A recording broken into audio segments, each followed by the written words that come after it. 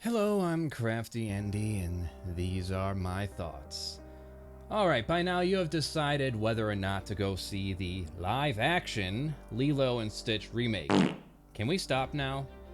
Imagine how much more enticing it would have been if Disney decided to do a live-action sequel to Lilo and Stitch instead of what we got here. We had a TV series, there was a couple of sequels. Why not just continue on? For the sake of context and explanation, if you have yet to see any other review or coverage of this movie, and you are familiar with the first, I'll just break it down in a few sentences. Gantu is gone, Jumba is turned into the main villain. I sure love having no accent. Absolutely none! Nani decides to leave Hawaii to pursue college for marine biology, turning Lilo over to the state, which has been memed at this point about how Hawaii has one of the most prestigious schools for the one of many sciences that will be ignored by those in power as they poison our oceans and privatize the water supply. It'll start getting cooler. You just watch. I wish science agreed with you. Hey, well, I don't think science knows, actually. This movie is making its money back with a much more modest budget in place, are there not any good movies out there to watch instead? Such as Flow. I still have yet to see Sinners, but I hear that's a good one. Mickey 17 had Aliens, too. Heard that was pretty good. I did see Banshees of Ishmira. Terrifier 3. Okay, we're getting off from family movies. Fuck it. Go to G Kids on YouTube or Deaf Crocodile and try to tell me honestly with a straight face that there isn't anything interesting to watch on there. Bird Boy, Mars Express, the entire catalog of Studio Ghibli. There is nothing that kills my interest more than blending the same story we got before with just live action. I was lenient on the last Airbender remake, but goddamn, the more I think about it, the more I think it would have served better as a continuation of the overall story than a retelling. Especially with this How to Train Your Dragon live action remake coming out. If I want to see How to Train Your Dragon, I would just watch How to Train Your Dragon 1 and 2 and pretend the third one died in a fire. With its phoned in acting and cinematography and storytelling. You know what would make me happy? Is if they did something that would just completely upset everybody. Either kill Toothless at the end of this movie, or have Hiccup hook up with, I don't know, fish legs. Look, Astrid, you know, you're hot and all, but you made me realize my love is with fish legs. It's not that I'm gay, I'm bi, and I like them thick and juicy, you know what I'm saying? And maybe we could make it a polyamory. Or a foursome if you get Toothless involved, huh?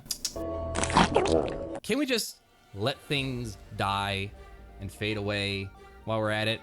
I was at the Walmart the other day, and I'm seeing toys for Barney the fucking bloody dinosaur. Let me die! Oh yeah, he never died. That was an interesting movie with Henry Rollins. Probably should give that one a chance too. It's probably good that the Speed Racer movie didn't do well in theaters and remains a hidden gem, because if it was a mild success, we would have had at least 10 movies and 2 seasons slop fest on Netflix by now. Movies are the most complicated, expressive art forms, and despite all the money and power behind it, the highest promoted pieces are just regurgitated shit we have already seen in better forms.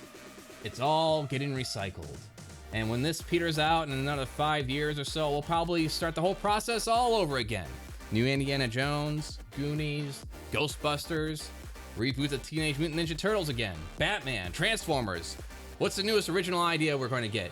A Skibbity Toilet movie? Oh, hell yeah, I'm down for that.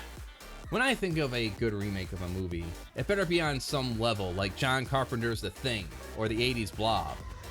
One of the key factors that made the new Hellraiser movie so fucking enticing was the fact it wasn't an all-out retelling of the same story again. Which is ironic because it could have been done better at this point, unlike How to Train Your Dragon, or Lilo and Stitch, and the rest for that matter. Whatever, I'm just feeling the need to vent over just the missed potential.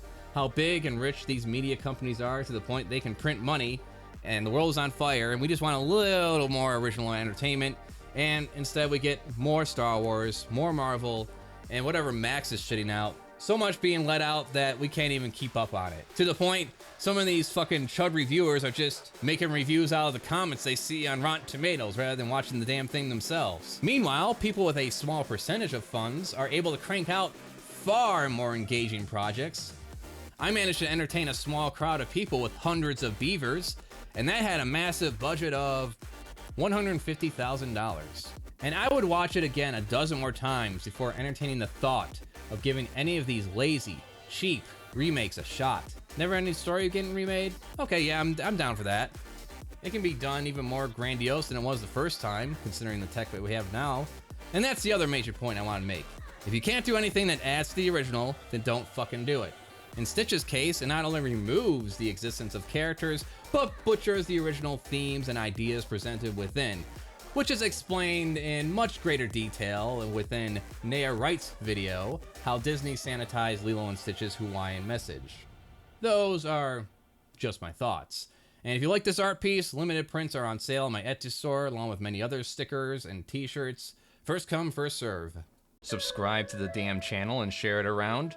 I got a store for art and other creations of mine. Patreon to get some extra perks and also get a store discount. Paws Off gaming channel with a talking weasel. And Weird Source for cringe furry shit you love.